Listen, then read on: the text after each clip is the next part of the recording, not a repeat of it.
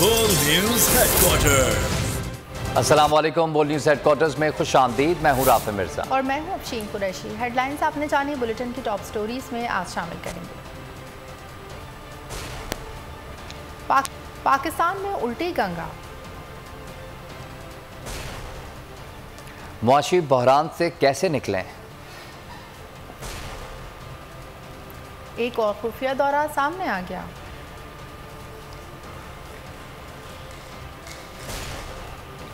और पहला मार्का इंग्लैंड के नाम।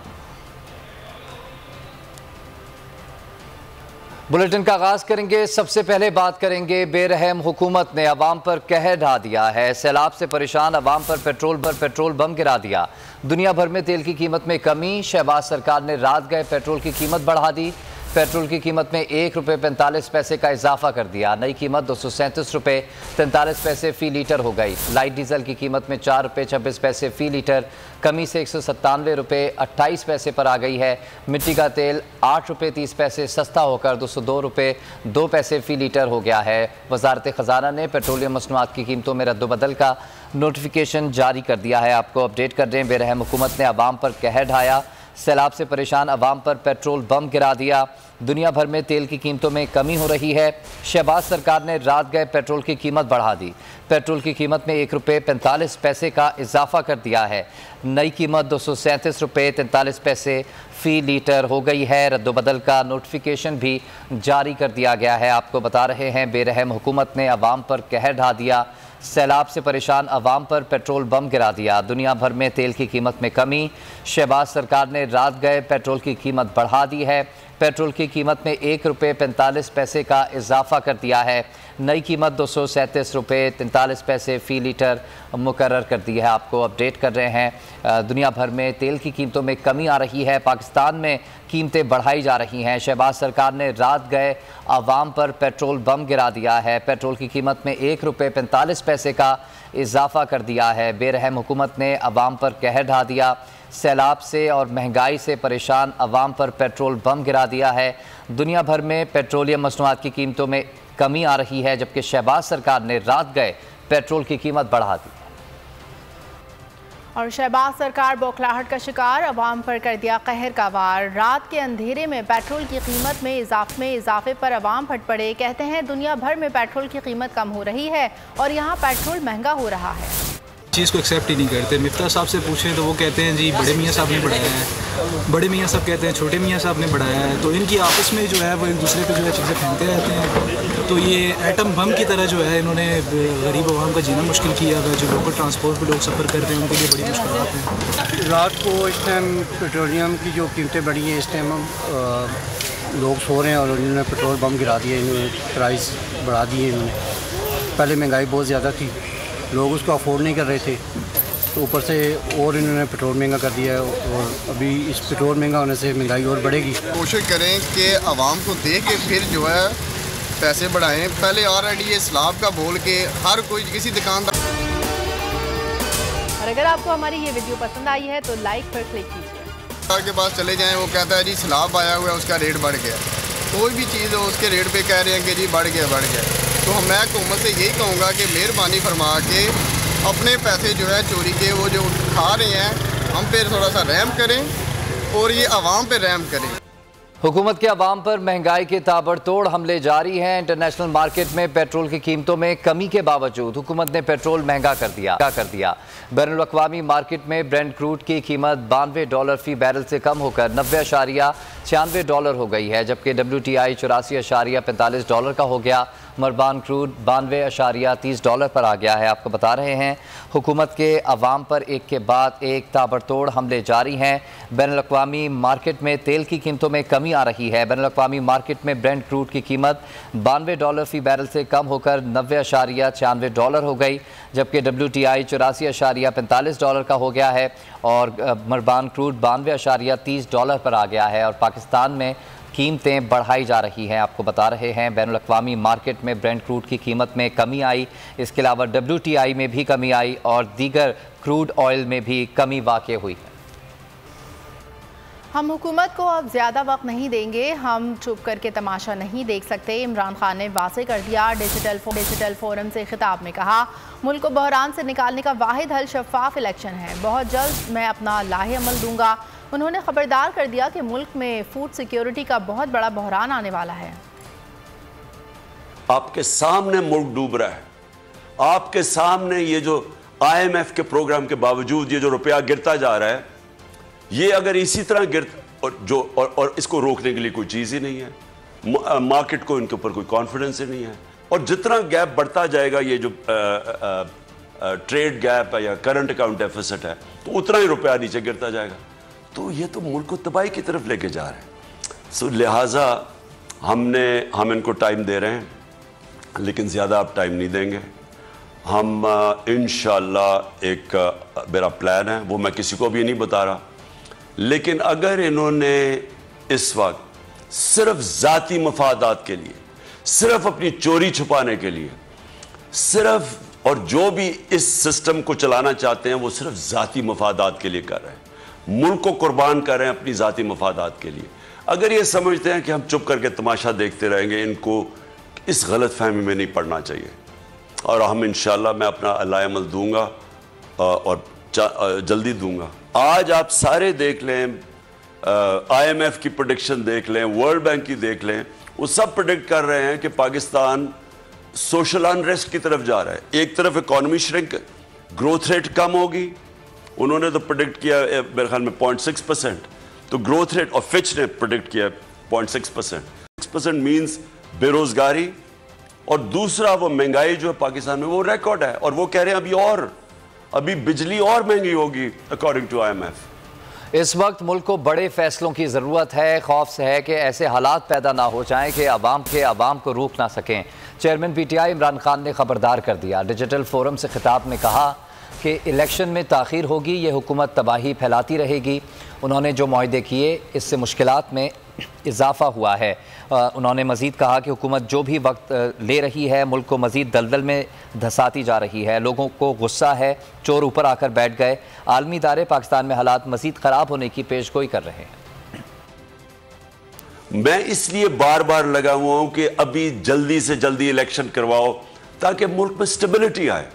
स्टेबिलिटी सिर्फ इलेक्शन से आएगी, और कोई तरीका नहीं है इकोनॉमिक स्टेबिलिटी का विदाउट पॉलिटिकल स्टेबिलिटी। मैं वो क्राउड के अंदर एक वो देख रहा हूं, इस किस्म का पैशन देख रहा हूं, गुस्सा देख रहा हूं। बिजली के बिल जब लोगों के घरों में आ रहे हैं, लोगों में आग लगी हुई है। जो ये कीमतें बढ़ती जा रही हैं, एक लोगों को गुस्सा है कि ये ऊपर आके बैठ गए चोर, और अपने केसेस खत्म कर रहे हैं चोरी के अरबों रुपए के। दूसरी तरफ अवाम का कत्ल हो रहा है, तीसरी तरफ बेरोजगारी आ रही है। सो अगर हमने जल्दी एक्ट ना किया, मुझे ये डर है कि सबके हाथ से गेम चली जाएगी।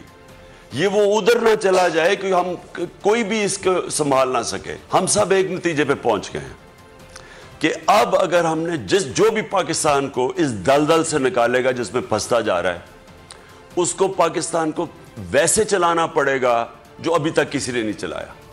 यानी हमें अब वो स्टेप्स लेने पड़ेंगे जो अब तक हम पब्लिक प्रेशर की वजह से या जो भी कमज़ोरी की वजह से। अब मुझे ये बताएं कि दुनिया को हमारी मदद करनी चाहिए थी। सारी दुनिया के में आया कि कितनी तबाही में थी, कितने पैसे आए हैं, क्यों कोई पैसे नहीं दे रहा? क्योंकि सबको इन गवर्नमेंट का पता है, सबको पता है इनके पैसे बाहर पड़े हैं। कोई भी अगर सोच रहा है कि उसने पाकिस्तान को, ये जिस दलदल में इन चोरों ने फंसाया पाकिस्तान को, मैं इनको 40 साल से जानता हूं।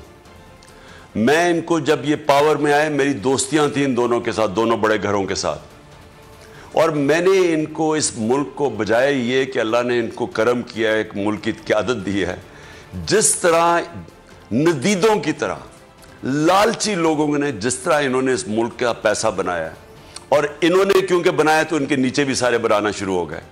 जो करप्शन आम की है, जो पाकिस्तान पीछे रह गया इंडिया से, बांग्लादेश से, और हम पीछे ही जाते गए, और फिर पिछले 10 सालों में 8 से लेकर 18 तक 4 गुना ज्यादा इन्होंने पाकिस्तान का कर्जा बढ़ाया। मैं आपको यकीन दिलाता हूं कि जितनी देर ठहरेंगे, IMF और नो IMF, इन्होंने नीचे ही लेके जाना है मुल्क को। आज हमने पहली अपनी इकोनॉमिक टीम की मीटिंग की है, और हमने आउटलाइन किए मेन जो चैलेंजेस पाकिस्तान को आएंगे कि जब भी अगर अल्लाह हमें मौका देगा तो क्या क्या चैलेंजेस होंगे, वो हमने आउटलाइन किए हैं आज।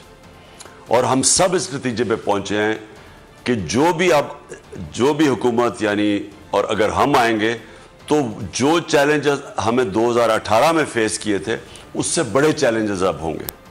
और खबरों में अब आगे देखिए, भारी भरकम काबीना मजीद भारी।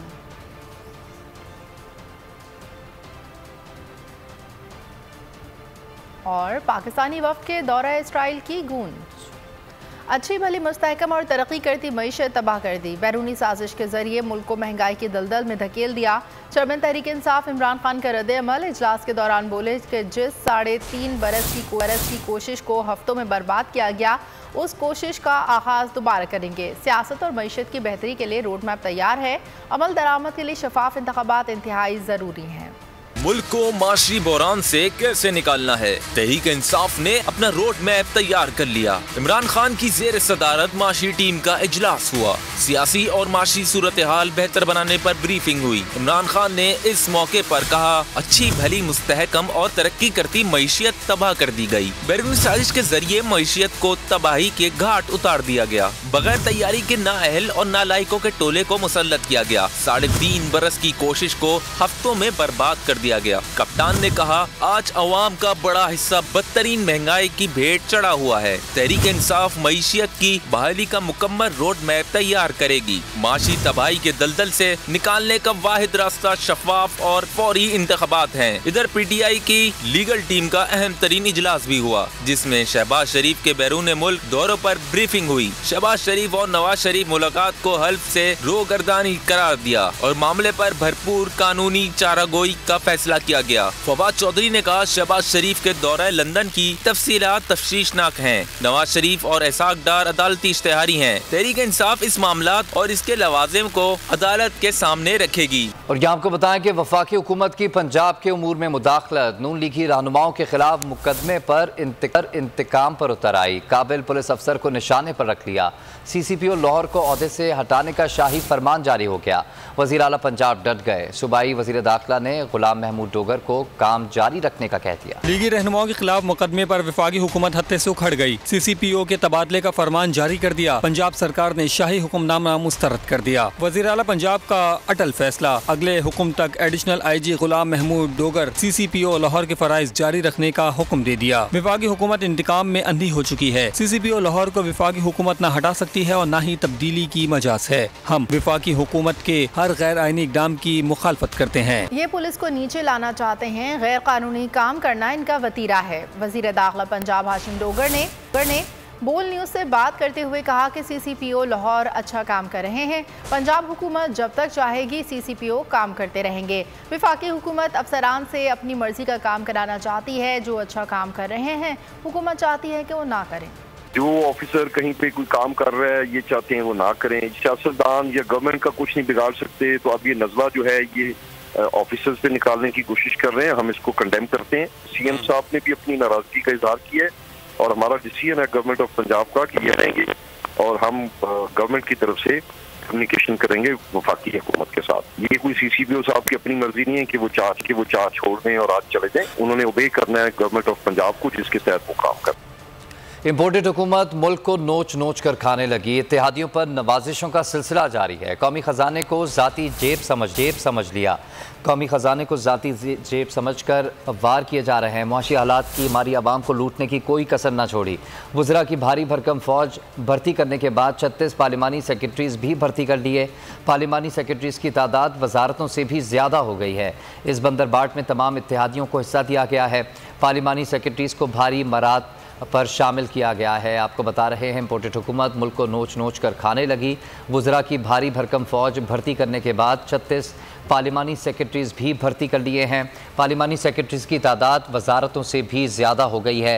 इस बंदरबाट में तमाम इत्तेहादियों को हिस्सा दिया गया है और भारी मराद पर पार्लिमानी सेक्रेटरीज़ तैनात किए गए हैं। आपको बता रहे हैं, इम्पोर्टेड हुकूमत मुल्क को नोच नोच कर खाने लगी। इत्तेहादियों पर नवाजिशों का सिलसिला जारी है।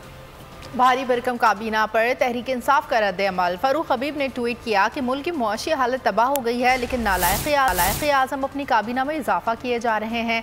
मजीद 2 नए मुआविन खुसूसी की तैनाती के बाद वुज़रा, मुशीर और मुआविन खुसूसी की तादाद 72 हो गई है। उन्होंने ट्वीट में काबीना में तोसी का नोटिफिकेशन भी शेयर कर दिया।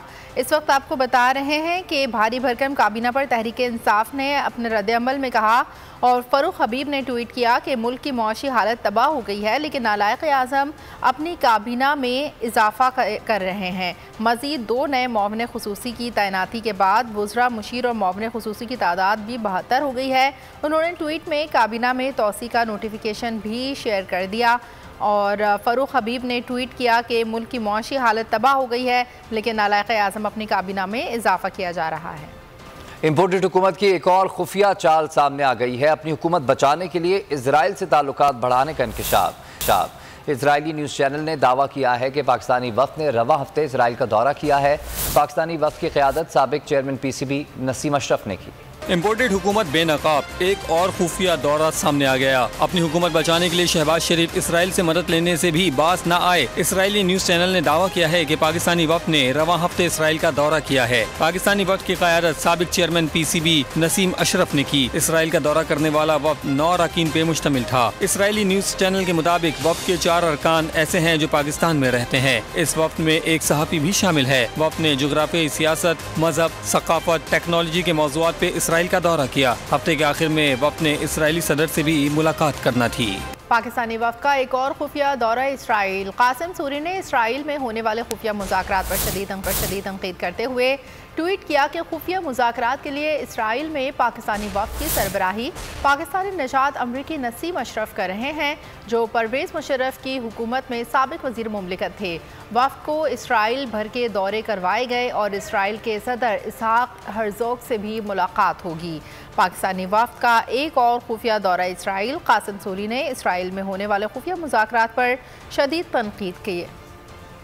इम्पोर्टेड हुकूमत का खौफ बढ़ने लगा। वज़ीर आज़म शहबाज शरीफ कुर्सी बचाने के लिए सरगर्म। एक तरफ हुकूमती वफ़द का इसराइल का खुफिया दौरा, तो दूसरी तरफ वज़ीर आज़म की न्यूयॉर्क में फ्रांसीसी सदर मैक्रोन से गर्मजोशी से मुलाकात।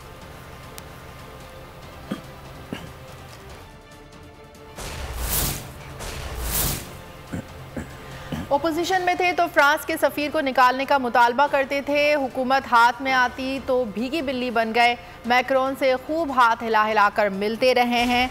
यहाँ पर आपको अपडेट कर रहे हैं कि इम्पोर्टेड हुकूमत का खौफ बढ़ने लगा। वज़ीर आज़म शहबाज शरीफ कुर्सी बचाने के लिए सरगर्म हो गए। एक तरफ हुकूमती वफ़द का इसराइल का खुफिया दौरा, दूसरी तरफ वज़ीर आज़म की न्यूयॉर्क में फ्रांसीसी सदर मैक्रोन से गर्मजोशी से मुलाकात। मुसलमानों के खिलाफ नफरत अंगेज़ बयान देने वाले मैक्रोन से वज़ीर आज़म मुस्कुराते हुए मिले। इस्लामाबाद हाई कोर्ट में हैरान कुन मुकदमा चल रहा है। मरियम नवाज के खिलाफ अपील पर नैब के वकील शहबाज शरीफ के मुकर्रर करदा हैं। PTI रहनुमा फवाद चौधरी का रद्द अमल। कहा कि अदालत उनसे सवाल पूछ रही है, उसको समझ नहीं आ रही।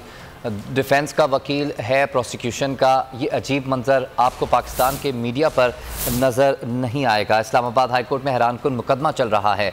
मरियम नवाज के खिलाफ अपील पर नैब के वकील शहबाज शरीफ के मुकर्रर करदा हैं। PTI रहनुमा फवाद चौधरी का रद्द अमल। कहा कि अदालत उनसे सवाल पूछ रही है, लेकिन उसको समझ नहीं आ रही। वो डिफेंस का वकील है या प्रोसिक्यूशन का। ये अजीब मंजर आपको पाकिस्तान के मीडिया पर नज़र नहीं आएगा। मैं हूँ इमरान रियाज खान। अब आप मुझे देख पाएंगे सिर्फ बोल न्यूज़। इमरान रियाज खान साहब जो हैं वो बोल फैमिली का हिस्सा बन गए हैं। बड़े अरसे बाद किसी चैनल ने हौसला किया है, तो मुझे ऐसा लगता था कि हमें बोलने की इजाजत नहीं मिलेगी, लेकिन बोल ने डिसाइड किया कि बोलने की इजाजत वो लेकर देंगे। मुझे बोल की एक चीज बहुत अच्छी लगी कि बोल ने कैटेगोरिकली कहा कि जो करना है करो, हमने अपना कोई बंदा नहीं निकालना।